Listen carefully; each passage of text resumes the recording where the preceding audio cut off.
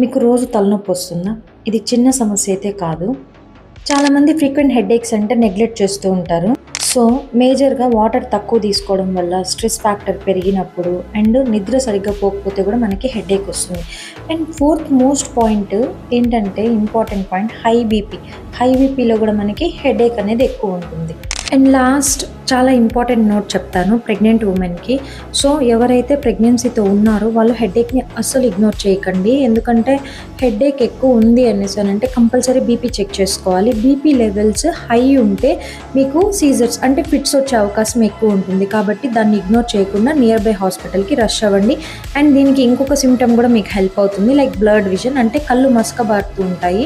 So, ఇలా కళ్ళు మసకబారుతూ మీకు బీపీ లెవెల్స్ ఎక్కువ ఉండి హెడేక్ ఎక్కువ ఉంటే కంపల్సరీ మీరు మీ గైనిక్ దగ్గరికి వెళ్ళి కన్సల్ట్ అవ్వాల్సి ఉంటుంది. Hope this is helpful. See you next video.